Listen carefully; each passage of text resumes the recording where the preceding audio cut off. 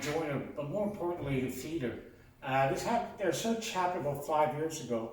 We've always had joiners for like the last 20, 30 years. And, even at other companies that we used it. But one of the biggest problems with the joiner is feeding wood by hand. A lot slip, get tired, not hold it properly.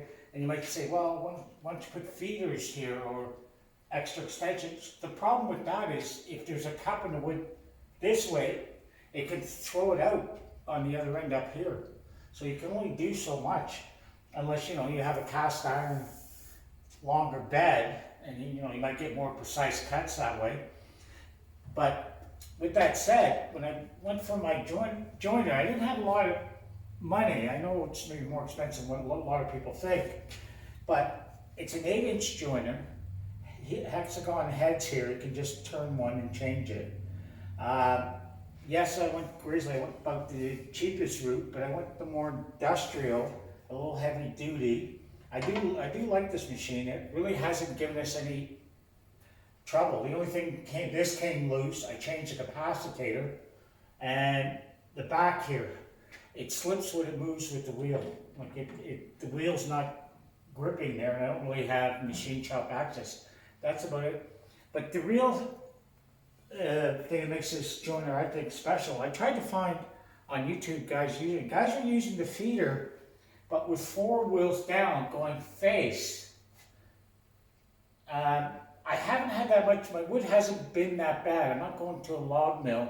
It's a lot of the harder wood. We're getting it all now, the oak and the maple and things like that, out through Quebec, and it's coming out pretty good. Even the African mahogany is coming pretty straight. Rarely I get something that's so crooked, and usually if it is crooked, a lot of times I just cut it in half. I'm not even going to waste my time sometimes trying to straighten it out. I might not have much left at the end of it.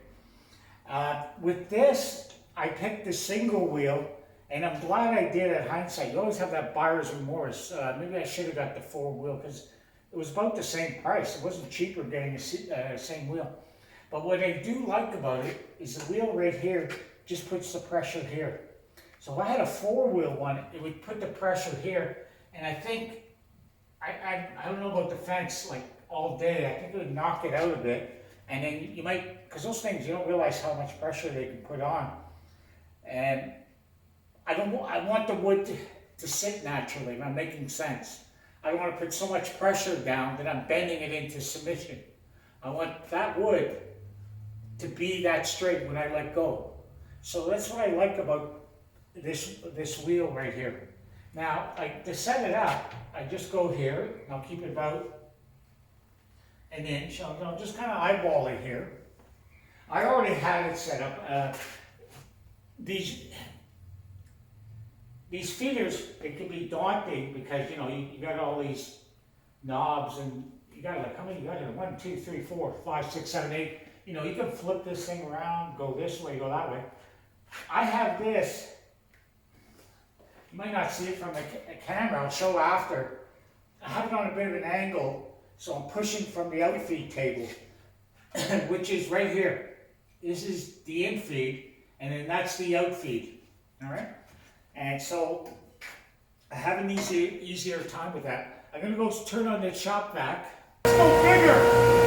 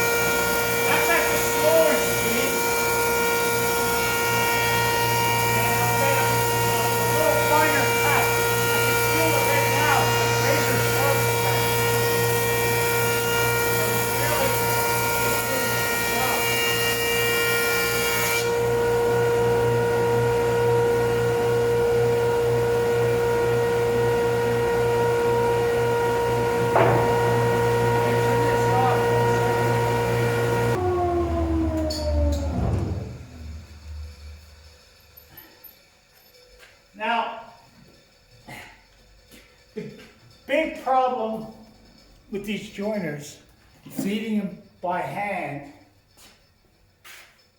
you tip a lot. When I say tip, I'll show you what I mean. Even if you get one with the higher fence, you're going to pay a lot more than this. This cost about $2,000. That was about $1,000. So you're looking at about $3,000 for this setup. But I do believe it's a must. You know, somebody that's going to be a little more serious wants the joiner. So I'm going to, let's say if I had to feed this by hand. Here I am. I'm coming down. So I'm starting. Now, you could say, well, you could put an outfeed table down there. Unless it's true 100% with the cast iron, or if it's up, it's going to throw your wood off. That's the problem with these, putting any extensions on. You really got to be careful. So I'm feeding, I'm going like this. Whoops, I slipped. Did I do it on purpose? Maybe a little, but it didn't take much. See? And then I come here. Now I got a 10-foot board here. Now I'm coming here, here, here. Now I'm going to go here on the last part. Now I don't want to tip it now, because you can see here, I don't know if you can see it in the camera, but there's about a 1/16 of an inch gap there. So I want to keep it like that true. And then when I go, you can see it takes a lot of practice to really do it, you know. You can always, you know, get somebody at the other end. So that's the real problem with like doing it by hand. If you have, like I said at the beginning, if you have, you know, $500 worth of wood, which is 500 board feet, you know, going up and down, like some of the wood might not be as straight as this, and you're going to make a lot of mistakes, and that'll affect your work a lot. I used metal. I get this out of this scrap here. I'm not really set up with brakes or any other metal. It's aluminum, so it was easy for me to work through, to be able to drill the holes and everything else. So I have a double bend here, but what I did is, these are the brackets that go through it. They're for lifting it up and putting it into position, I guess. And so I was able to take a bolt from there all the way through, just big carriage bolt, made a little L bracket here, and you know, I just cut that off to my width of this, and then just pulled it in tight. It's also bolted to the ground, same as, or through the concrete, the same as the joiner.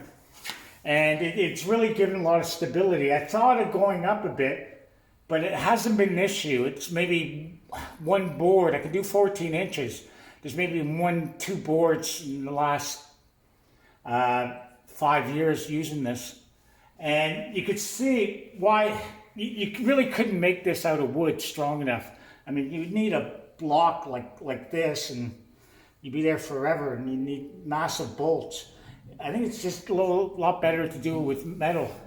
And even with that, you can see how these things, when they come out, like these motors weigh a lot when they come out here. And you can see, even with this, you still got a lot of little flex. But when you go in tight, all that flex almost disappears. But you still got, you know, you still get quite a bit there. So that part, you really can't control, you know.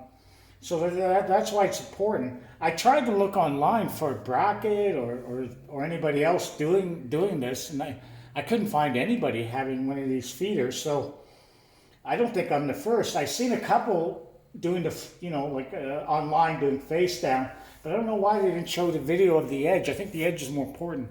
Like I said, a lot of our wood now, it's coming pretty decent. I get the odd twist, and I might go face down, but most of it I can just go right through the planer and not really have any issues. Okay, those are the two pieces of wood that I planed. You can see here, this one's about 10 feet. The other one's about 6. And right there, I'm almost perfect. A little pressure, I got a perfect joint. This one's, like I said, I ran at a slower speed, and I'm a lot sharper. This one's a little rougher because, you know, I ran at full speed just to show the production capability of it.